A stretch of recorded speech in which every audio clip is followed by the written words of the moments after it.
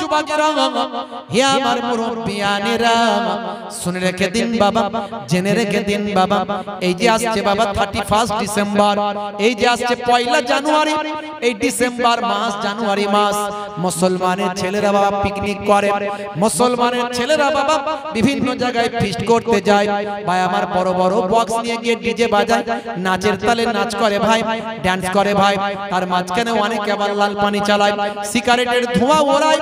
হে তরুণ যুবকেরা, এই অশ্লীল কাজগুলো তারা করে ভাই, এটা আমাদের কালচার নয়, এটা ইসলামের কালচার নয়, এটা মুসলমানদের কালচার নয়, এটা সুস্থ সংস্কৃতির কালচার নয়, এটা আপনারা আমার নবী শিক্ষা দেয়নি বাবা। হে যুবকেরা, তোমার পরিবেশটা তুমি নষ্ট করো না, তোমার আখলাক চরিত্রটা তুমি নষ্ট করো না ভাই আমার, এই পাশ্চাত্যের কালচার গুলোকে এখানে টেনে এনো না। তোমাকে ইসলাম দেওয়া হয়েছে, তোমাকে কোরআন দেওয়া হয়েছে, তোমাকে নবী পাঠানো হয়েছে, তোমার কাছে নবীর আখলাক চরিত্র দেওয়া হয়েছে, তোমাকে বোঝানোর জন্য হাজার হাজার আলেম ওলামাদের সমাজের বুকে উলিল আম করে ভাই আমার, সমাজের বুকে ভাই আমার ওয়ারাসাতুল আম্বিয়া করে তোমার কাছে পাঠানো হয়েছে, তোমার কাছে মক্তব মাদ্রাসা মসজিদ দেওয়া হয়েছে, তুমি সেখান থেকে জ্ঞান অর্জন করো। হে তরুণ যুবকেরা, হে আমার মুরব্বিয়ানেরা, নতুন বছর যদি ইংরেজি বছরকে নতুন বছর হিসেবে ধরে নাও, তাই মেনে নিলাম, তা নতুন বছরটা যাতে তোমার ভালোভাবে চলে তার জন্য তুমি নামাজে প্রার্থনা করো, তুমি আল্লাহর দরবারে শুকরিয়া আদায় করো, একটা বছর আল্লাহ তোমাকে সুস্থ রেখেছে। হে তরুণ যুবকেরা, তুমি আল্লাহকে কতবার ধন্যবাদ দিলে, থ্যাঙ্কস দিলে, শুকরিয়া আদায় করলে, তুমি আগামী বছরটা যাতে আবার সুন্দরভাবে কাটে তার জন্য কতটা তুমি দোয়া চাইলে, তুমি ওই দিনটা প্রতিজ্ঞা করো, আমি আগামী 1 বছর আমি কোনো অন্যায় করব না, কোনো পাপ কাজে লিপ্ত হব না, কোনো সিগারেট আমি হাতে ঠেকাবো না, কোনো রকম মদ আমি মুখে ঠেকাবো না, আমি বেনামাজি হব না, একটা বছর আমি প্রতিজ্ঞা করছি কোনো মানুষের সঙ্গে খারাপ ব্যবহার আমি করব না, আমি কোনো অন্যায় অত্যাচার পাপাচারে লিপ্ত হব না, পিতামাতার সঙ্গে খারাপ দুর্ব্যবহার করব না, স্ত্রীর সঙ্গে খারাপ আচরণ করব না, ছোটদেরকে আমি কখনো স্নেহহীন করব না, বড়দেরকে কখনো আমি শ্রদ্ধা ও অশ্রদ্ধা করব না। হে তরুণ যুবকেরা, এইভাবে তুমি একটা বছরের জন্য প্রতিজ্ঞাবদ্ধ হও, এটা নবীর দেখানো পথে যদি প্রতিজ্ঞাবদ্ধ হয়, আমার আল্লাহ আপনার দোয়াটা কবুল ও মঞ্জুর করে নেবে। হে তরুণ যুবকেরা, মুসলমানের ছেলে মদের বোতল মুখে ঠেকায়, মনে পড়ে যায়, হে জওয়ান যুবকেরা, আমার আল্লাহ মদকে খামার, মদকে আল্লাহ কোরআনে হারাম করলেন। হযরত ওমর ফারুক রাদিয়াল্লাহু তাআলা আনহু জামানাতে সেই সময় কিছু কিছু মানুষ কখনো কখনো মদ পান করত।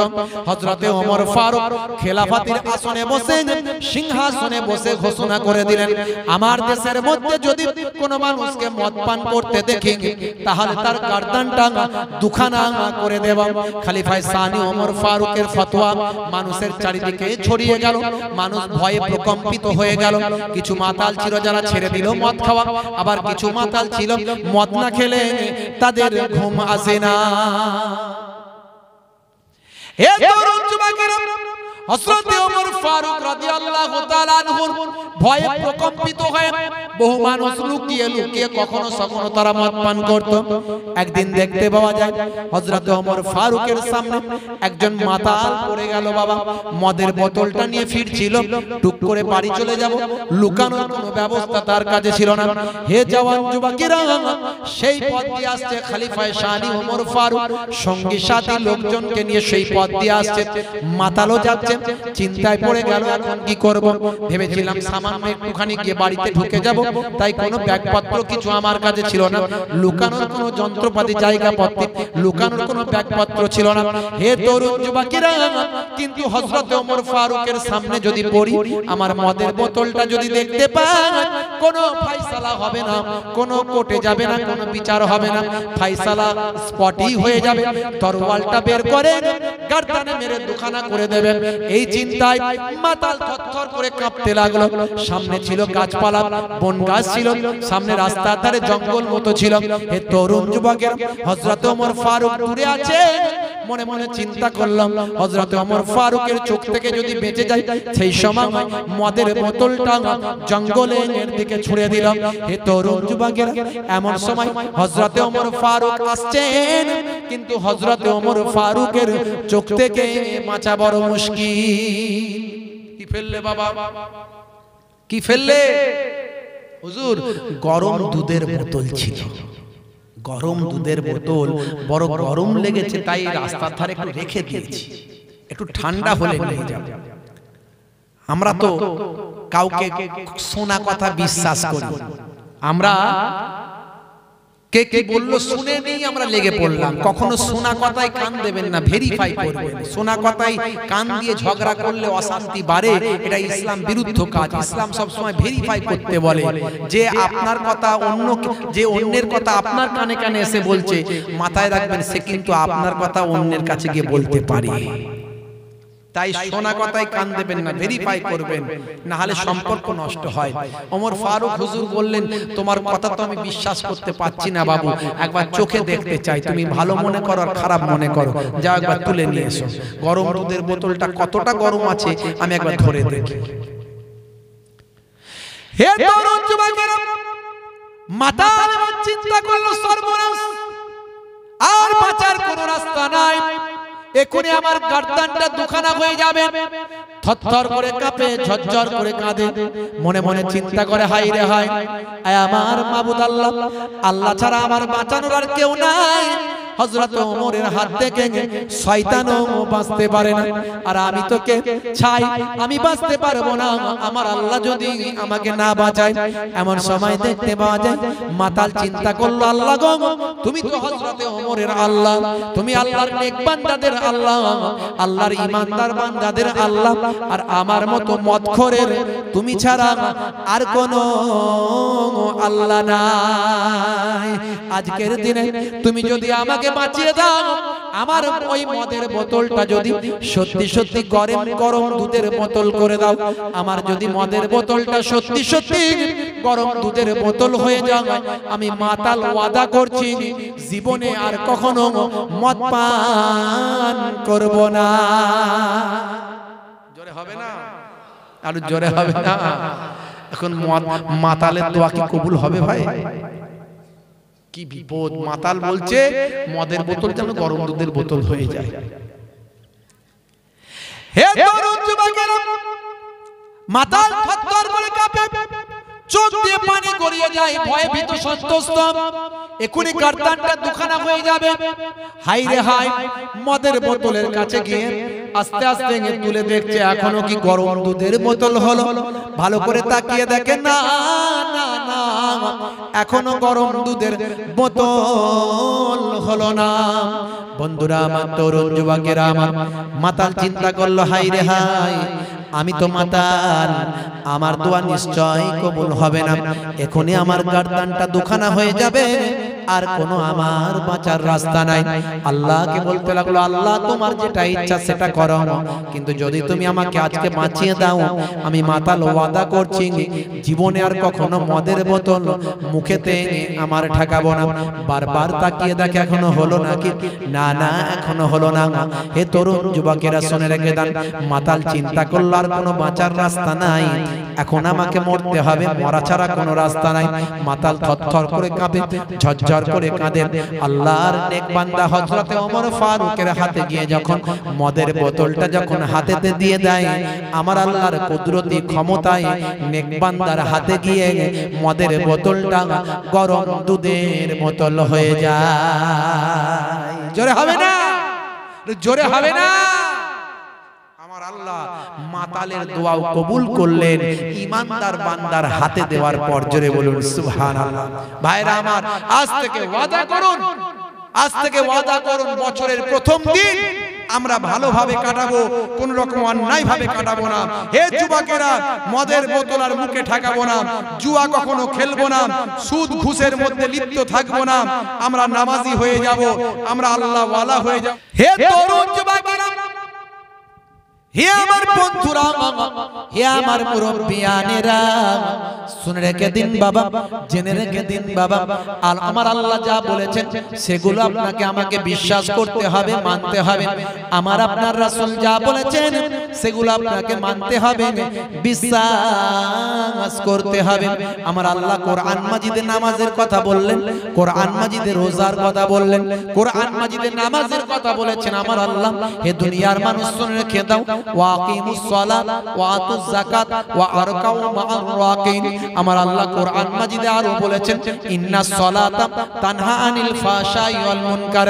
আমার আল্লাহ কোরআন মাজিদে আরো বলেছেন, রোজার কথা বলেছেন, ইয়া আইয়ুহাল্লাযীনা আমানু কুতিবা আলাইকুমুস সিয়াম কামা কুতিবা আলাল্লাযীনা মিন ক্বাবলিকুম লাআল্লাকুম তাত্তাকুন। হে দুনিয়ার মানুষ, আমার আল্লাহ কোরআন মাজিদে নামাজের কথা, রোজার কথা, হজের কথা বলে দিয়েছেন। হে তরুণ যুবকেরা, এগুলো হলো আল্লাহর আদেশ। আমার আল্লাহ যাকাতের কথা বলেছেন, এগুলো সব ফরজ হয়ে গিয়েছে বাবা। যদি কারো জন্য হজ করা ফরজ হয়, তাকে হজটা করতে হবে, না হলে ফরজ কাজ হলো না, কঠিন গুনাহগার হতে হবে। যদি কারো যাকাত দেওয়ার ক্ষমতা থাকে, বাৎসরিক খরচ খরচা বাদ দিয়ে শতকরা লাভ্যাংশ 2.5 টাকা যাকাত আপনাকে দিতে হবে। হিসাব করে যাকাতটা জানুয়ারি টু জানুয়ারি কিংবা রমজান টু রমজান আপনাকে সুন্দরভাবে যাকাতটা বিতরণ করতে হবে। যাকাতটা কেমন ভাবে বিতরণ করবেন, আলেম ওলামাদের কাছ থেকে সুন্দরভাবে আপনি ব্যাখ্যাটা নিয়ে নেবেন। হে তরুণ যুবকেরা, যাকাত মানে শুধু ভিক্ষা দেওয়া নয়, যাকাত মানে গরিবী দূর করে দেওয়া। আপনি এমন ভাবে যাকাত দিন, বছরে বছরে 2 জন 1 জন 5 জন মানুষ গরিব থেকে তারা ধনী হয়ে যাবে, তাদের গরিবী দূর হয়ে যাবে, তারা নিজেরা প্রতিষ্ঠিত হবে। আগামী দিন তারাই আবার যাকাত দেনেওয়ালা মানুষ হয়ে যাবে। সারা জীবন ধরে গ্রামে 500 খানা লুঙ্গি দেয়, ও সারা জীবন লুঙ্গি দিয়ে যাচ্ছে, কেউ গরিব থেকে ধনী হচ্ছে না, কেউ যাকাত বাবা নেওয়া বন্ধ করছে না। এটা যাকাতের উদ্দেশ্য নয়। আপনি 2 জন 5 জন নিয়ারেস্ট কাছের আত্মীয়কে 50,000 1 লাখ 2 লাখ আপনার যাকাত পড়েছে দিয়ে দেন, দিয়ে বলেন তুই কারবারটা কর আগে, চল তোর মালটা আমি কিনে দেবো, তোর একটা ছোট দোকান বানিয়ে দেবো, তোর একটা ইঞ্জিন ভ্যান কিনে দেবো, তোর একটা টোটো কিনে দেবো, তোর একটা অটো কিনে দেবো, চল। এইভাবে 2-5টা লোককে যদি আপনি বছরে দিয়ে দেন, পরের বছর থেকে বলে দেবেন যাকাত আর কিন্তু তুই চাইতে পারবি না, এখান থেকে ইনকাম করবি, লাভ তুই লাভ করবি, লাভ করে পরের বছর তুই নিজে যাকাত দিবি। এটাই ইসলাম। ইসলাম গরিবী হাঁটাতে এসেছে, গরিবী দূর করতে এসেছে। ভাইরা আমার, তরুণ যুবকেরা আমার, মুরব্বিয়ানেরা আমার, কিন্তু দেখা যাচ্ছে আমরা শুধু কি বলে মানুষের কাছে হাইলাইট হওয়ার জন্য, নিজেদের পপুলারিটি তৈরি করার জন্য, ভাই আমার 1000 পিস 2000 পিস লুঙ্গি 100 টাকা করে কিনে নিয়ে এসে 10 দিন ধরে দিয়ে যাচ্ছি 50টা গ্রামের লোককে। বলে বিরাট বড় দাতা গো, কি দান করছে দেখেছো? একটা লোক গরিবী থেকে বড় লোক হবে না, একটা লোক যাকাত আগামী বছর বলবে নেব না, এরকম কেউ বলবে না। সব পরের বছর আবার লাইন দেবে, বলে লুঙ্গি একটা পাওয়া যাবে ওখানে। রাগ করবেন না বাপ, আমরা ইসলামটাকে বোঝার চেষ্টা করিনি। ইসলাম আমাদের কি বুঝিয়েছে? ইসলাম একটা complete code of life. Islam is a complete code of life. আপনার জীবন ব্যবস্থা শিখিয়েছে ইসলাম। আপনার সমাজনীতি, পরিবার নীতি, রাজনীতি, অর্থনীতি, ধর্মীয় নীতি সবকিছু শিখিয়েছে ইসলাম। আর আপনাকে সংবিধান দিয়েছে আল কোরআন। যদি আমি আপনি কিছুটাও যদি ভালো করে মানতাম, জীবনটা ধন্য হয়ে যেত। হে তরুণ যুবকেরা, হে আমার বন্ধুরা, হে আমার মুরব্বিয়ানেরা, হে আমার বন্ধুরা, আমার আপনার নবী কতটা কষ্ট করেছেন বাবা আপনাকে আমাকে সাচ্চা ইসলাম দেওয়ার জন্য। সাহাবায়ে কেরামরা কতটা কষ্ট করেছেন আপনাকে আমাকে প্রকৃত মুসলমান বানানোর জন্য, প্রকৃত ইসলাম মেনে চলানোর জন্য। সাহাবায়ে কেরামরা নিজেদের জীবনটা উৎসর্গ করেছেন। আমার আপনার নবীকে রাতের অন্ধকারে মক্কা ছেড়ে হিজরত করে মদিনায় যেতে হয়েছে। হে তরুণ যুবকেরা, হে আমার মুরব্বিয়ানেরা, শুনে রেখে দিন বাবা, জেনে রেখে দিন বাবা, হে মুসলমান, যেদিন আমার নবী মক্কা ছেড়ে মদিনায় চলে যাবে, মক্কার মানুষেরা অনেক প্রলোভন দিয়েছিল, হে নবী মুহাম্মদ, বাবা মুহাম্মদ, তোমাকে আমরা সত্যবাদী বলে জানি, তুমি কখনো মিথ্যা কথা বলো না, তোমাকে আমরা কিন্তু সম্মান করি, ছোট থেকে আমরা তোমাকে শ্রেষ্ঠ মানুষ বলে মনে করি। মক্কার মানুষ যখন অন্ধকারে আচ্ছন্ন, কুসংস্কারে জর্জরিত, মক্কার মানুষ যখন অনাচার অত্যাচার পাপাচারে যখন লিপ্ত, সেই সময় নবী মুহাম্মদুর রাসূলুল্লাহ সাল্লাল্লাহু আলাইহি ওয়াসাল্লামের সম্মান তারা করত। হে তরুণ যুবকেরা, হে আমার বন্ধুরা, শুনে রেখে দিন বাবা, জেনে রেখে দেন, হে মুসলমান একটুখানি খেয়াল করুন, আল্লাহর নবী বললেন শুনে রেখে দাও, হে মক্কার কুরাইশরা শুনে রেখে দাও, আমি জানি তোমরা আমাকে ভালোবাসো, কিন্তু মনে রাখবে আমি যে এসেছি পৃথিবীর জমিনে, আমি কেবল সাধারণ মানুষ হিসাবে আসিনি, আমার আল্লাহ তাআলা আমাকে রাহমাতুল লিল আলামিন করে, নবী করে, পয়গম্বর করে পৃথিবীতে পাঠিয়েছে। হে তরুণ যুবকেরা, আল্লাহর নবী বললেন শোনো, তোমরা আমাকে এক আল্লাহর প্রচার করতে নিষেধ করছো, তোমরা আমাকে নবী মুহাম্মদুর রাসূলুল্লাহ বলে পরিচয় দিতে নিষেধ করছো, কারণ তারা তোমরা 360টা খোদাকে তোমরা বিশ্বাস করো, লাত হুবালাত উজ্জা মানাতকে তোমরা বিশ্বাস করো, যে খোদাগুলো তোমরা তৈরি করেছো, আবার সেই খোদাগুলোই কি বলছো তোমাদের খোদা, এটা তো হতে পারে কেমন করে বলো, এটা তোমাদের সাধারণ বুদ্ধিতে কেমন করে মানতে পারো? শুনে রেখে দাও, জেনে রেখে দাও, তোমরা আমাদের যাই বলো না কেন, যদি আমি নবী, আমি মুহাম্মদুর রাসূলুল্লাহ, এক হাতে তোমরা যদি চাঁদকে দিয়ে দাও, আর এক হাতে যদি তোমরা সূর্যকে দিয়ে দাও, তবুও আমি আমার আল্লাহর একত্ববাদের প্রচার বন্ধ করব না। আমার নবীকে তারা কি করলো? বলে আর হবে না, বুঝিয়ে সুঝিয়ে মেরে ফেলতে হবে, হত্যা করতে হবে। বন্ধুরা আমার, আল্লাহর নবীকে হত্যা করার প্ল্যান তারা করেছে, ঘরটা ঘিরে ফেলেছিল, রাতের অন্ধকারে ঘরটা ঘিরে ফেলেছিল। আবু জাহিল, আবু লাহাব, উতবা, সাইবা, খুব বড় বড় মাথা, বড় বড় পাকা পাকা ব্রেন, তাদের একটা মিটিং করার জায়গা ছিল মক্কায়, যেটাকে বলা হতো দারুন নাদওয়া। এই দারুন নাদওয়ায় তারা মিটিং করলো, তারা বলল দেখো, এটা আমরা এই কয়েকটা লোক মিলে কাজটা করলে লোকে আমাদের দোষারোপ করবে। এই আরবের বুকে যতগুলো গ্রাম আছে, কাবিলা আছে, গোত্র আছে, দল আছে, সব দলের লিডারদেরকে ডেকে মিটিং করো। সব দলের লিডাররা মিলে ঠিক করলো, আমাদের পূর্বপুরুষের ধর্ম বাঁচানোর জন্য মুহাম্মদকে হত্যা করতে হবে সাল্লাল্লাহু আলাইহি ওয়াসাল্লাম। নবী পাকের নাম শুনে কি বলবেন? দরুদ শরীফ পড়তে হবে, অর্থাৎ সাল্লাল্লাহু আলাইহি ওয়াসাল্লাম। যদি না বলেন তাহলে কঠিন গুনাহগার হতে হবে, মনে রাখবেন। এই কথা, এই প্রসঙ্গে এলাম, অনেক কথা আমি সেদিকে যাচ্ছি না। নবী পাকের নাম শুনলেই বলতে হবে সাল্লাল্লাহু আলাইহি ওয়াসাল্লাম, মনে মনে বলবেন। ভাইরা আমার, তারা বলল এক কাজ করো, যে কোন মূল্যে মুহাম্মদুর রাসূলুল্লাহ সাল্লাল্লাহু আলাইহি ওয়াসাল্লামকে হত্যা করতেই হবে। তবে এই কাজটা প্রত্যেকটা গোত্র থেকে কিছু কিছু লোক, যুবকদেরকে নিয়ে করতে হবে, তাহলে কেউ কারোর উপর দোষারোপ করতে হবে না। পাকা মারা মাথার বুদ্ধি, কেউ কারোর উপর দোষারোপ করতে পারবে না। তারা তাই করলো, প্রত্যেক গোত্র থেকে, কাবিলা থেকে কিছু কিছু যুবক ছেলেদের, শক্তিশালী ছেলেদের নিয়ে এসে আল্লাহর নবীর ঘরটা ঘিরে ফেললো গোল করে রাতের অন্ধকারে। আর আরবরা নিজেদেরকে কি মনে করতো? বীর মনে করতো, বীর। তারা কাপুরুষ নয়, তাদেরকে নিজেদেরকে কি ভাবতো? বীর। তো বীরেরা কোনোদিন অন্ধকারে মারপিট করে না, বীরেরা কোনদিন গোপনে গোপনে মারপিট করবে? তারা চোখের আলোতে সবার সামনে ডেকে বলবে আই লড়াই করব। তাই তারা কি করলো? রাতের বেলা ঘিরেছে নবীর ঘরটা, যাতে করে নবী পালাতে না পারে, কিন্তু সকাল পর্যন্ত অপেক্ষা করছে। বলছে সকাল হোক, মুহাম্মদ সাল্লাল্লাহু আলাইহি ওয়াসাল্লাম উঠে বেরোবে, তারপরে তার সঙ্গে আমরা লড়াই করে তাকে হত্যা করব। হে তরুণ যুবকেরা, আমার আল্লাহ জিবরাইল ফেরেশতাকে দিয়ে বিশ্ব নবীর কাছে সংবাদ দিয়ে পাঠিয়ে দিলেন, হে আমার পয়গম্বর, যান যান যান, সময় এসে গিয়েছে, সময় এসে গিয়েছে, আপনি মক্কা ছেড়ে মদিনার উদ্দেশ্যে হিজরত করুন। আপনার বাড়িটাকে কুফারেরা ঘিরে ফেলেছে, আপনার বাড়িটাকে দুশমনেরা ঘিরে ফেলেছে। এক মুষ্টি বালি নেন, এক মুষ্টি বালি নিয়ে মাটি নিয়ে এই আয়াতে কারিমা পড়ে দুশমনদের চোখের দিকে আপনি ফিকে দেন। ফিকার সঙ্গে সঙ্গে আপনি দুশমনদের ভিতর থেকে বের হয়ে চলে যাবেন। এটা আমার আল্লাহর ওয়াদার।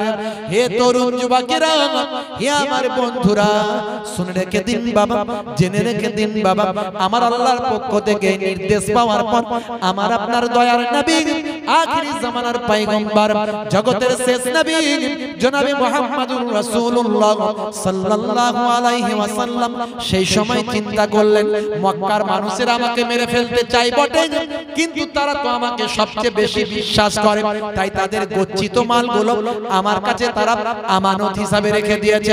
তারা বিশ্বাস করতে পারে না অন্যান্য তাদের দলের মানুষদের। তাদের দলের মানুষেরা মাইট ইজ রাইট, যার মূল্য তা একজন অন্যজনের সম্পদ হরণ করে নাই, অন্যায় অত্যাচার পাপাচার লুকাচারে তারা লিপ্ত হয়ে যায়। একজন নারী অসক্ত পুরুষে আসক্ত, একজন পুরুষ অসক্ত নারীতে আসক্ত, এমন কোনো অন্যায় ছিল না যে মক্কার মানুষেরা করে না। এই জন্য মক্কার মানুষেরা আল্লাহর নবীকে আল আমিন মহা সত্যবাদী বিশ্বাসী বলে অভিহিত করেছিল। আর নিজেদের প্রয়োজনীয় সামানপত্র, সোনা দানা গয়নাগাটি মূল্যবান বস্তুটা আল্লাহ নবীর কাছে আমানত রেখেছিল। আল্লাহর নবী যখন হিজরত করে চলে যাবেন, নবীকে যারা হত্যা করতে চায়, দয়ার নবী তাদের জন্যই চিন্তায় পড়ে যায়। আমি তো চলে যাব, কিন্তু আমার কাছে এদেরই তো মালগুলো আছে, এটা কি করব? যারা নবীকে হত্যা করতে চাইছে, নবী তাদের জন্য চিন্তা করছে। জোরে বলুন সুবহানাল্লাহ। দেখেছেন নবীর আদর্শ? চিন্তা করুন কি মেহনত করেছেন আমার নবী, কি শিক্ষা দিয়েছেন আমাদের নবী। আমি তো চলে যাব, আল্লাহর নির্দেশ, কিন্তু এরা তো কাউকে বিশ্বাস করে না, আমাকে বিশ্বাস করেছে, করে তাদের মূল্যবান জিনিসগুলো আমার কাছে তারা আমানত রেখেছে। আর তারা বিশ্বাস করে যে মুহাম্মদুর রাসূলুল্লাহ সাল্লাল্লাহু আলাইহি সাল্লামের কাছে আমানত রাখলে তার কাছ থেকে কেউ কেড়ে কুড়ে মেরে ধরে নিয়ে নেবে না, কারণ সবাই তাকে ভালোবাসে। জোরে হবে না? তা আমার নবী চিন্তা করছে, আমি তো চলে যাব, এই মালগুলো কি করব? হে তরুণ যুবকেরা, হে আমার বন্ধুরা, হে আমার মুরব্বিয়ানেরা, শুনে রেখে দিন বাবা, সেই সময় আল্লাহর নবী নিজের আপন চাচাতো ভাই হযরত আলী মুর্তজা কারামাল্লাহু ওয়াজহু, ভাই আমার, যিনি বাচ্চা বয়সে সবচেয়ে আগে ঈমান গ্রহণ করেছিলেন, সেই হযরত আলী মুর্তজাকে বললেন, বাবা আলী, ও বাবা আলী, তুমি আজকে এক কাজ করো, আমার বিছানায় তুমি ঘুমিয়ে যাও, তুমি আমার বিছানায় শুয়ে যাও, ফজর হয়ে গেলে সবাই তোমাকে এসে তুলবে, তোমাকে পাবে, আমাকে পাবে না। মনে রাখবে, তুমি কিন্তু আমার আমানতগুলো প্রত্যেককে ঠিকঠাক বুঝিয়ে দেওয়ার চেষ্টা করবে। এই যে আমানতগুলো আমার কাছে ছিল, এই আমানতগুলো আমি তোমার কাছে দিয়ে দিলাম, এই আমানতগুলো তুমি যথাযথ আমার ওই সমস্ত মানুষদের কাছে, আমার তারা আজ শত্রু, কিন্তু তারা তো আমাকে বিশ্বাস করেছে, সেই আমাকে যারা বিশ্বাস করেছিল, আমার আজকে তারা শত্রু, সেই শত্রুদের কাছে যার যেটা মাল তাকে সেটা তুমি বুঝিয়ে দেবে। জোরে হবে না?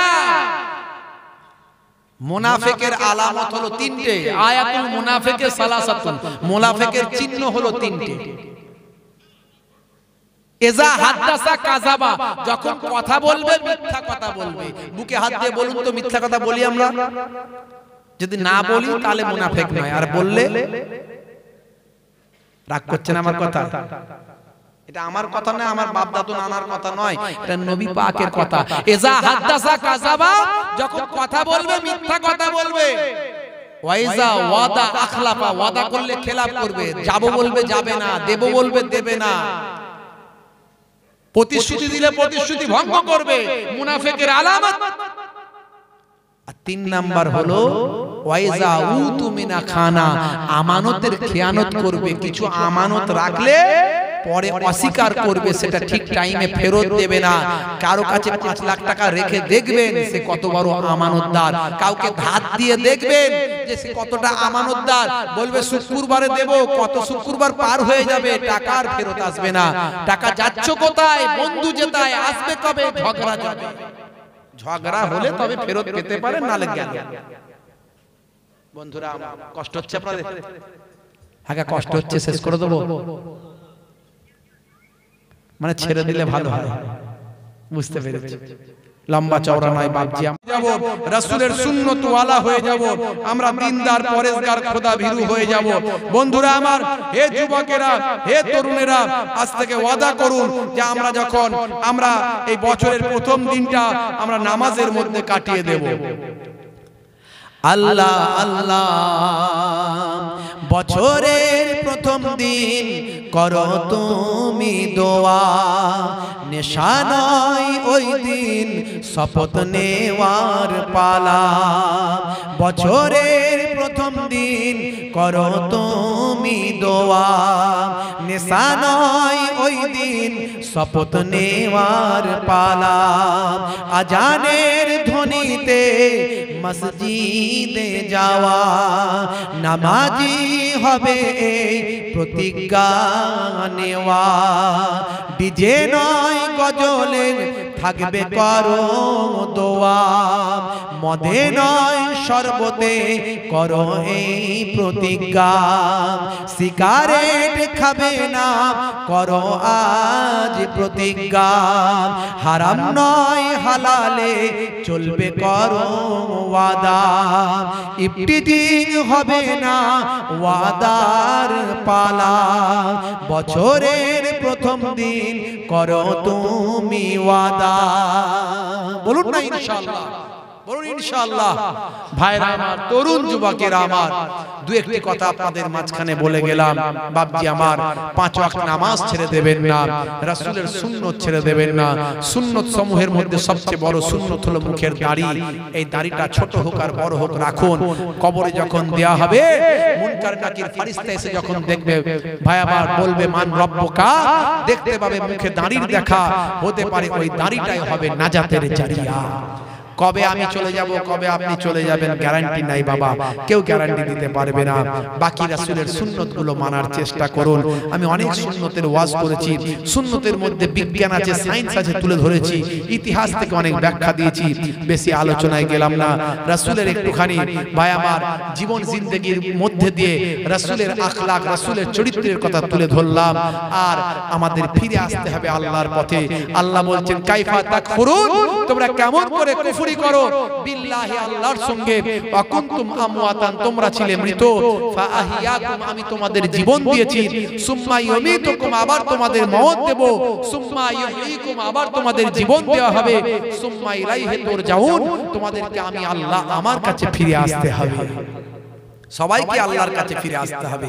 আল্লাহ কোরআন মাজিদে অন্য জায়গায় বলেছেন, বাল তুসিরুনাল হায়াতাদ দুনিয়া ওয়াল আখিরাতু খায়রুন ওয়া আবকা, তোমরা এই দুনিয়াকে মনে করছো বিরাট বিরাট বিরাট, দুনিয়াকে সম্মান বেশি দিচ্ছ, দুনিয়াকে প্রাধান্য দিচ্ছ, কিন্তু মনে রাখবে আল্লাহ বলছেন এই দুনিয়াটা হলো তোমাদের জন্য ক্ষণস্থায়ী, অল্প দিনের, পরকালটা হলো তোমাদের জন্য চিরস্থায়ী। পরকালে আর কোনোদিন মৃত্যু হবে না, পরকালে আর তোমাদের সময় শেষ হবে না, পরকালটা হবে চিরস্থায়ী। তাই পরকালকে তোমরা উত্তম মনে করো, পরকালটা তোমাদের জন্য হবে উত্তম। বাল তুসিরুনাল হায়াতাদ দুনিয়া, তোমরা দুনিয়াকে প্রাধান্য দিচ্ছ, বরং তোমরা দুনিয়াকে প্রাধান্য দিচ্ছ, বরং পরকালটা হবে তোমাদের জন্য উত্তম এবং ভাই আমার চিরস্থায়ী হবে পরকাল। সেই পরকালের কথা চিন্তা করে আমার আল্লাহ যে আছেন আর আল্লাহর কোরআন যে সত্য, তা কোরআন পড়লে বোঝা যায়। কোরআন পড়ে বড় বড় অথার পণ্ডিতেরা বুঝতে পেরেছেন, নবীর আদর্শ দেখে বুঝতে পেরেছেন যে ভাই আমার কোরআন সত্য, কোরআন সত্য মানে আল্লাহ সত্য। আজকে যেটা গবেষণা হয়েছে, 2 সমুদ্রের পানির কথা এর আগে আমি ওয়াজ করেছি, আজও মিলেমিশে এক হয়ে যায়নি। দুই সমুদ্রের পানি আপনারা দেখবেন ভিডিও ফুটেজে, দুই সমুদ্রের পানি এক হয়ে মিলে আছে, কিন্তু তাদের কালার ফেড হয়নি, তাদের কালারটা আলাদা আলাদা আছে। এটা গবেষণা হয়েছে 1942 সালে। 1942 সালে গবেষণা হয়েছে। এই যে গবেষণা করেছিলেন মিস্টার জ্যাক ভি কোস্টা, তিনি যে থিওরি তৈরি করেছিলেন, থিওরিটার নাম হলো কোস্টা থিওরি। এই কোস্টা থিওরি এসেছে 1942 সালে। তিনি অবাক হয়ে যান যে দুটো সমুদ্রের পানি মিলেমিশে একাকার, কিন্তু তাদের কালার ফেড হয়নি, এই কালারটা আলাদা আলাদা। একই রকম বাবা, এই সমুদ্রের কালার এক, ওই সমুদ্রের কালার এক, তারা মিলেমিশে একাকার হলেও কালার তাদের চেঞ্জ হয়ে যায়নি। এটা 1942 সালে আবিষ্কার করেছে। অবাক হয়ে গেল মিস্টার জ্যাক ভি কোস্টা। 1450 বছর আগে আমার আল্লাহ সূরা রহমানে কোরআন মাজিদে বলেছেন, মারাজাল বাহরাইনি ইয়ালতাকিয়ান বাইনাহুমা বারযাখুল লা ইয়াবগিয়ান ফাবি আইয়ি আলা'i রাব্বিকুমা তুকাজ্জিবান। আমার আল্লাহ কোরআনে বলছেন মারাজাল বাহরাইনি, বাহরুন মানে সমুদ্র, বাহরাইনে দ্বিবচন, দুটো সমুদ্র। মারাজাল বাহরাইনে দুটো সমুদ্র বহমান, মারাজাল বাহরাইনে ইয়ালতাকিয়ান, দুই বহমান সমুদ্র একত্রিত হয়েছে, মুলাকাত করেছে। বাইনাহুমা বারযাকুল লা ইয়াবগিয়ান, বাইনাহুমা তাদের দুজনের মাঝখানে, বাইনাহুমা বারযাকুল লা ইয়াবগিয়ান, তাদের দুজনের মাঝখানে আমি একটা এমন কুদরতি আবরণ, একটা এমন আবরণ দিয়েছি যে তারা লা ইয়াবগিয়ান বাইনাহুমা বারযাকুল লা ইয়াবগিয়ান, তারা একাকার হয়ে যাচ্ছে না, ফেড হয়ে যাচ্ছে না। আমি কুদরতি ভাবে তাদের দুজনের মধ্যে একটা পার্থক্য করে দিয়েছি। মিস্টার জ্যাক ভি কোস্টা 1942 সালে যেটা আবিষ্কার করছেন, সেটা 1450 বছর আগে আল্লাহর কোরআনে আছে। জ্যাক ভি কোস্টা পড়ে নিয়ে ঈমান কবুল করে ফেললেন। এরকম অসংখ্য মিস্টার কিথ মুরের কথা, কিথ মুরের নাম আপনি ইন্টারনেটে গিয়ে সার্চ করুন, দা ডেভেলপিং অফ হিউম্যানিটি, আপনি লিখুন ডেভেলপিং অফ হিউম্যানিটি নামক একটা কিতাব লিখে কিথ মুর সারা পৃথিবীতে খ্যাতি অর্জন করেছেন। মানুষের হিউম্যান বডি ডেভেলপমেন্টের উপরে তিনি গবেষণা করলেন।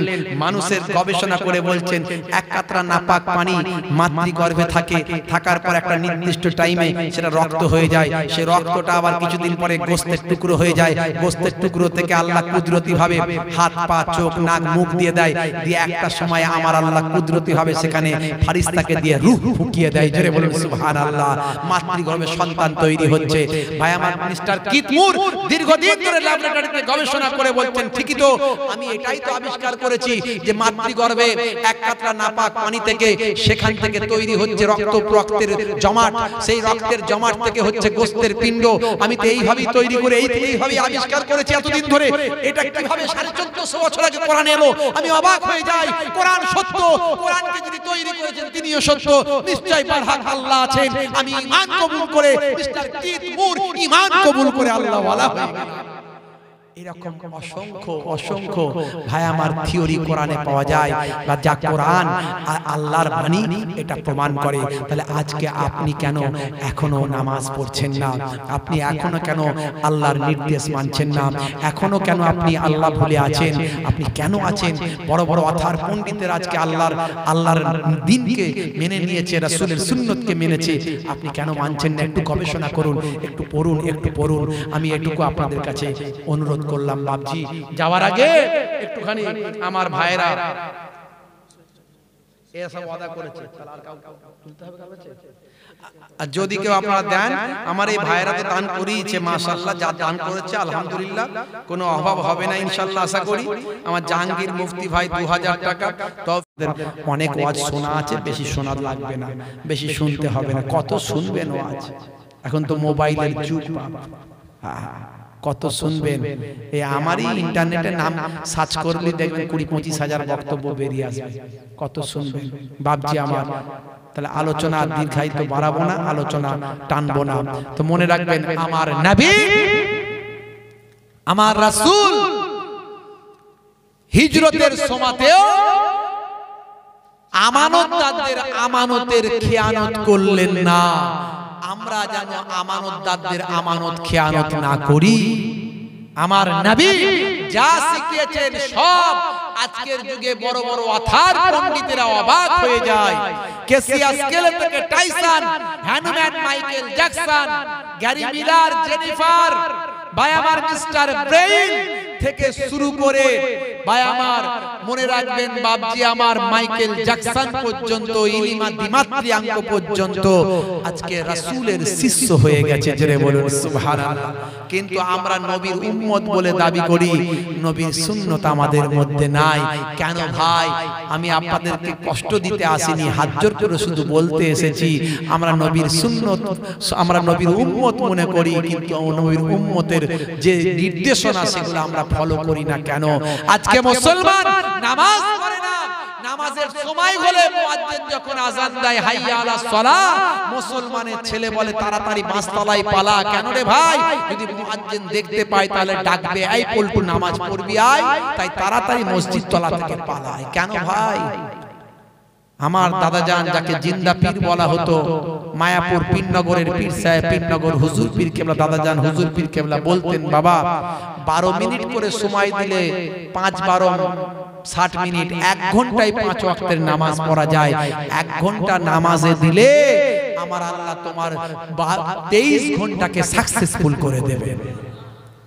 বন্ধুরা আমার, নামাজ ছেড়ে দেবেন না। মুসলমান রাসূলের সুন্নতগুলোকে ভুলে যাবেন না।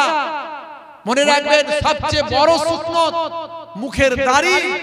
আজকে নেতা মন্ত্রী খেলোয়াড় প্লেয়াররা যদি রাখতে পারে, বিরাট কোহলি, হরভজন সিং, লিওনেল মেসি, তা আপনার দাড়ি রাখতে লজ্জা কিসের? আমি বলছি না আমার মতো বড় দাড়ি রাখুন, আপনি দাড়িটা ছোটই রাখুন, কিন্তু নবীর সুন্নত মনে করে রাখুন। দাড়িতে এখন ফ্যাশন হয়ে গেছে, দাড়ি এখন মুখের সৌন্দর্য। দাড়ির মধ্যেও সায়েন্স আছে, এর আগে আমি বলেছি। অস্ট্রেলিয়ার ব্রিসবেনে গবেষণা হয়েছে দাড়ি নিয়ে, ইউনিভার্সিটি অফ কুইন্সল্যান্ডে দাড়ি নিয়ে গবেষণা হয়েছে।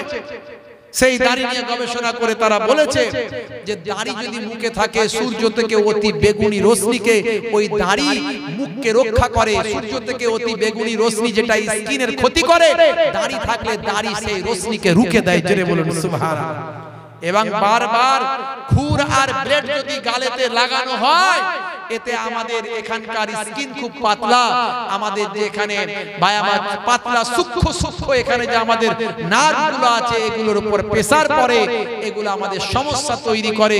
তাই স্বাস্থ্য বিশেষজ্ঞ যারা, চক্ষু বিশেষজ্ঞ যারা, ব্রেন বায়ামার ব্রেন বিশেষজ্ঞ যারা, তারা বলছেন দাড়ি স্বাস্থ্যের জন্য উপকার। আমি এরকম কটা উদাহরণ দেব। বন্ধুরা আমার, তরুণ যুবকেরা আমার, মুরব্বিয়ানেরা আমার, মুসলমানের ছেলে, রাসূলের সুন্নতটাকে মেনে নাও। আর কতদিন নায়ক গায়কের ভক্ত থাকবে? আজ মারা গেলে 2 দিন পরে কোনো খবর থাকবে না। মাঝে মাঝে অ্যাক্সিডেন্ট হয় দেখছি, মাঝে মাঝে সোশ্যাল মিডিয়ায় হয়তো চোখেও পড়ে গেল, রাস্তায় অ্যাক্সিডেন্ট হয়। আহারে, কিভাবে রাস্তায় পড়ে পড়ে মারা যাচ্ছে। আল্লাহ যে আপনাকে আমাকে এখনো হায়াতে রেখেছে, এর জন্য কবার শুকরিয়া আদা করে বলেছি আলহামদুলিল্লাহ। কবার 2 রাকাত বেশি এক্সট্রা নামাজ পড়েছি, যে এখনো আল্লাহ আমাদের শ্বাস প্রশ্বাস চালাচ্ছে, এখনো বাতাস নিতে পারছি, এখনো খাদ্য খেলে হজম হচ্ছে। যার পেচ্ছাপটা বন্ধ হয়ে গেছে, নল দিয়ে পেচ্ছাপ করাচ্ছে, তাকে জিজ্ঞাসা করো কি অবস্থা। যার হার্টটা অ্যাটাক করেছে, ভাই আমার, তার কি অবস্থা, তাকে জিজ্ঞাসা করো। আজকে যে তুমি সুস্থ আছো, তার জন্য তুমি কবার আল্লাহকে থ্যাঙ্কস দিয়েছো, কবার আল্লাহকে ধন্যবাদ দিয়েছো, কবার আল্লাহর দরবারে সিজদায় পড়ে গেছো। এসো বান্দা, আল্লাহর দরবারে সিজদায় পড়ে আল্লাহকে শুকরিয়া আদা করে যাও। মুসলমানের ছেলে নায়ক গায়কের ভক্ত হয়েছে, মিলাদুন নবীতে যায়, চাঁদাও দেয়, আবার ঈদের দিনে ফাঁস কাতারে দাঁড়ায়, ঈদের দিনে ফাঁস কাতারে নামাজ পড়ে ইমাম সাহেবের সঙ্গে মুসাফা করে কোলাকুলি করে। ভাই আমার, শোপের সামনে গিয়ে মসলন্দপুর মার্কেটে গিয়ে, আর আপনাদের এখানে কি মার্কেট আছে বলুন না, হাবড়া মার্কেটে গিয়ে শোপের সামনে লাইন দিয়ে হাতটা গলিয়ে দিয়ে বলে কাকা একটা লাল পানির বোতল চাই। মিলাদুন নবীতেও যায়, ঈদের দিনে ফাঁস কাতারেও দাঁড়ায়, রাত্রির 9টা বাজলে লাল পানির বোতল নিয়ে পুকুরের পাড়ে, নদীর ধারে, বাঁশবাগানের ঝাড়ে গিয়ে 2-4 ফাইল লালটু পল্টু ঝন্টুরা সব একসঙ্গে চানাচুর ভাজা দিয়ে খায়। আবার বলে জানিস না কিছু খেলে বিসমিল্লাহ বলতে হয়। মুসলমানের ছেলে, তুমি কি জানো না আমার আল্লাহ মদকে আল্লাহ হারাম করে দিয়েছেন। মানুষ অভ্যাসের দাস। অনেক মানুষই মাতাল ছিল, কিন্তু তারা মদকে ছেড়ে দিয়েছিল। মদকে ছেড়ে দিয়ে তারা আল্লাহর দরবারে ফিরে এসেছিল, আল্লাহ তাদের জীবনের গুনাহ মাফ করে দিয়েছে।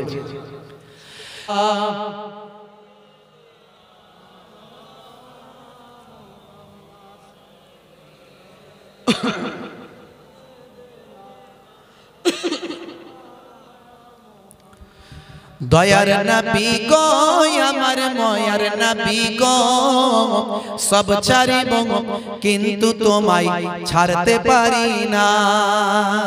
জোরে হবে না? আর জোরে হবে না সুবহানাল্লাহ। সব ছাড়িব কিন্তু তোমায় ছাড়তে পারি না।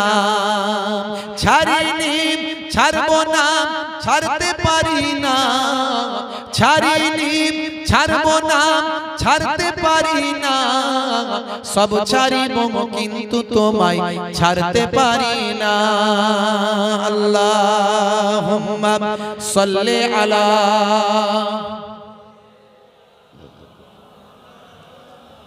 ওয়া আলা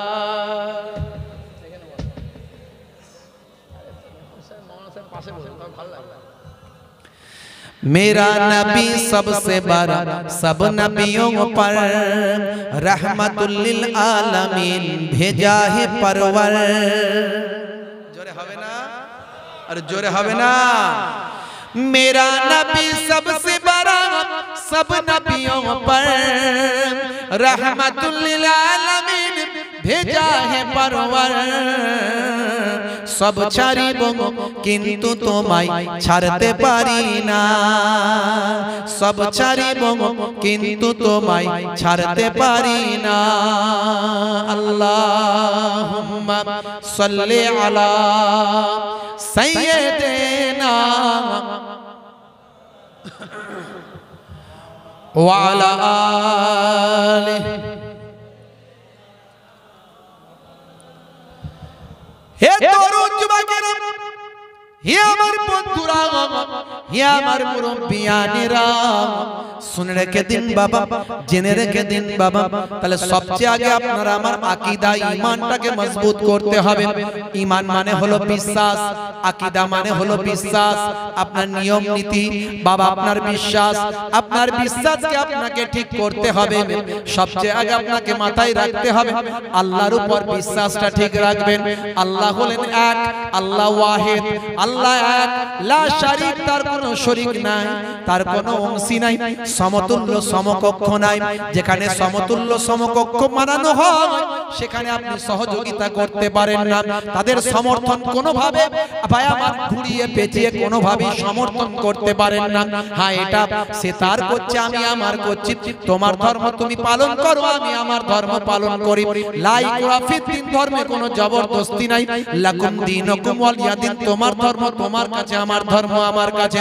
কিন্তু তার মানে এটা বলতে পারি না তুমি যেটা করছো ও ঠিক কাজ করছো। ভালো করে বুঝবেন, আকীদা বুঝতে পারছেন, রোল নাম্বার ঠিক করুন। তাহলে আল্লাহ হলেন এক, লা শারীকা লাহু, তার কোনো শরীক নাই। যদি শরীক করা হয়, অংশী করা হয়, সেটাকে আমি সমর্থন করতে পারি না। তুমি তোমার করছো, আমি আমার করছি, কিন্তু আমি সমর্থন করতে পারি না। মাথায় রাখবেন। এবার আসুন মুহাম্মাদুর রাসূলুল্লাহ, মুহাম্মদ সাল্লাল্লাহু আলাইহি ওয়াসাল্লাম আল্লাহর পয়গম্বর। এটা আপনাকে বিশ্বাস করতে হবে।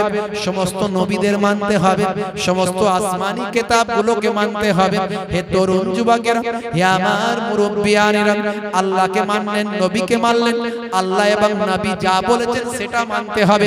সেখানে এক চুল সন্দেহ করলেন, এক চুল যদি তো আপনি বেখিলাফ কথা বলেন, তার বিরুদ্ধে এগেনস্টে কথা বলেন, আপনি বেঈমান হয়ে যাবেন। হে তরুণ যুবকেরা, ভাগ্যে ভালো মন্দ যা কিছু হয়, আল কদরে খাইরিহি ওয়া শাররিহি মিনাল্লাহি তাআলা, সবকিছু আল্লাহর কাছ থেকে হয়। ওয়াল বাস বাদাল মউত, মৃত্যুর পর আবার জীবিত হতে হবে, এটা আপনাকে বিশ্বাস করতে হবে। এই কতগুলো জিনিস আপনাকে হৃদয় থেকে মানতে হবে, ভাই আমার অন্তর থেকে বিশ্বাস করতে হবে, মুখে স্বীকার করতে হবে, এবং কার্যে প্রয়োজনে প্রয়োজনে কার্যে ভাই আমার কার্যে পরিণত করতে হবে। এই মুখে স্বীকার, অন্তরে বিশ্বাস, কার্যে পরিণত করতে হবে। এই কতগুলো বিষয়কে যদি আপনি মুখে স্বীকার, অন্তরে বিশ্বাস, কার্যে পরিণত করতে পারেন, তবে আপনি সচ্চা মুসলমান হলে। আল্লাহ বলছেন বান্দারে, ওয়ালা তামুতুন্না ইল্লা ওয়া আনতুম মুসলিমুন, ততক্ষণ পর্যন্ত মরো না যতক্ষণ না সচ্চা মুসলমান না হয়ে যাও। মুসলিম তুমি নামে হলে, আজ কামে হলে না ভাই। মুসলিম দেখো অপরাধে লিপ্ত কেন হয়? মুসলিম তুমি কোরআন হাদিস পড়তে জানো না, মুসলিম তুমি মসজিদেতে নামাজে এলে না, মুসলিম তুমি নামে হলে আজ মুসলিম তুমি নামে মুসলিম এলে ন্যায়ের পথে সমাজ বদলাবে রে, সমাজ বদলাবে। মুসলিম তুমি নামে হলে আজ কামে হলে না ভাই। মুসলিম দেখো অপরাধে লিপ্ত কেন হয়? বমে বারুদে নেশার থালায় হবে না কারো সাথী, বমে বারুদে নেশার থালায় হবে না কারো সাথী। সালাউদ্দিন আর কাগলের তুমি যে উত্তরসূরি, ব্যঙ্গ কার্টুনে ব্যঙ্গ সিনেমায়, ব্যঙ্গ কার্টুনে ব্যঙ্গ সিনেমায় নবীর সম্মান কমে না, ব্যঙ্গ কার্টুনে ব্যঙ্গ সিনেমায় নবীর সম্মান কমে না। গুগল সার্চে সেরা মনীষী খুঁজে দেখো না। জোরে হবে না? সচ্চা মুসলমান হতে হবে। সচ্চা মুসলমান না হয়ে আল্লাহ বলছেন মরো না। সচ্চা মুসলমান হতে হলে আপনাকে কি করতে হবে? হে তরুণ যুবকেরা, হে আমার বন্ধুরা, হে আমার মুরব্বিয়ানেরা, সচ্চা মুসলমান হতে হলে সবচেয়ে আগে আপনাকে যে কাজটা করতে হবে সেটা হলো নামাজ। নামাজ আপনাকে কায়েম করতে হবে, নামাজ আপনাকে প্রতিষ্ঠা করতে হবে। মনে রাখবেন নামাজি ভাই আমার মুসলমান আর অমুসলমানদের মধ্যে সবচেয়ে বড় পার্থক্য হলো নামাজ।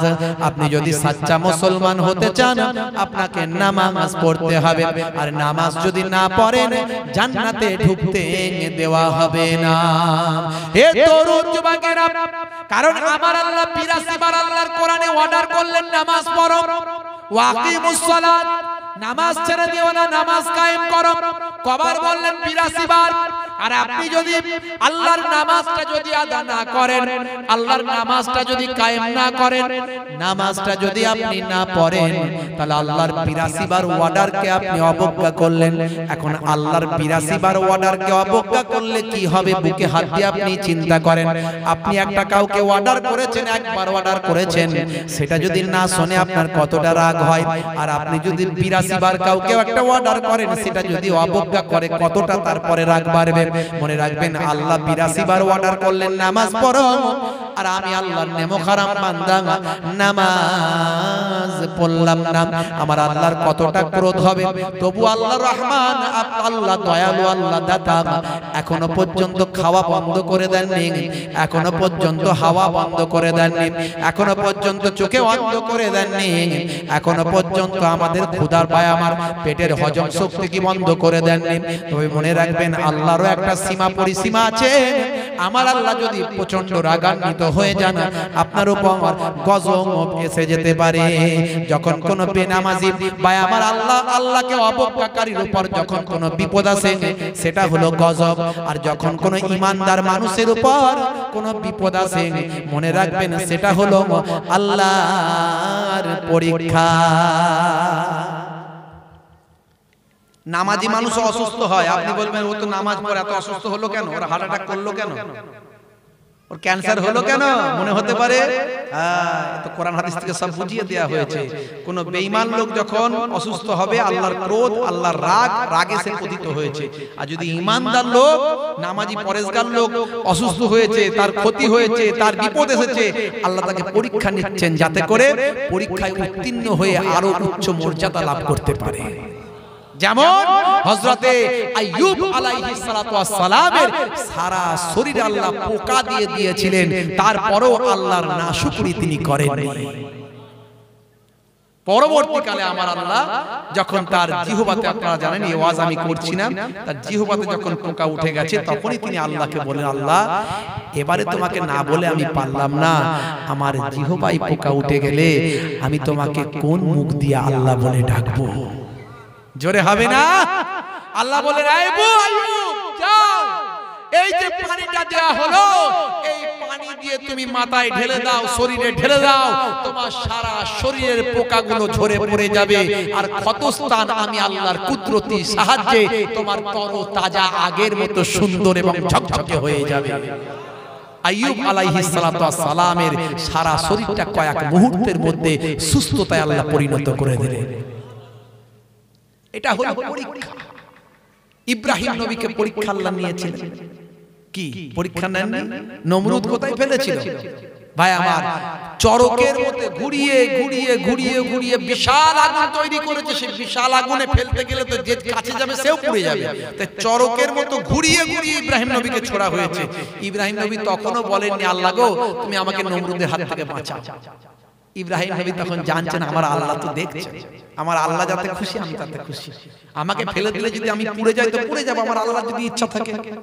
আমার ইব্রাহিম নবীকে যখন আগুনে ফেলা হলো তখন আমার আল্লাহর পক্ষ থেকে জানিয়ে দেয়া হলো ইয়া নারু কুনি বারদান ওয়া সালামান আলা ইব্রাহিম, হে আগুন ঠান্ডা শীতল শান্তিদায়ক হয়ে যাও আমার বন্ধু ইব্রাহিমের জন্য। আগুনটা ফুলের বাগিচা হয়ে গিয়েছে। এগুলো পরীক্ষা, মনে রাখবেন। তাহলে আপনাকে আমাকে সবচেয়ে আগে কি করতে হবে? আল্লাহর সম্পর্কে ধারণা ঠিক করতে হবে, আল্লাহকে বিশ্বাসটা করতে হবে, রাসূলের ভালোবাসা, মহব্বত, রাসূলের ভক্তি, রাসূলের প্রেম অন্তরে জায়গা দিতে হবে।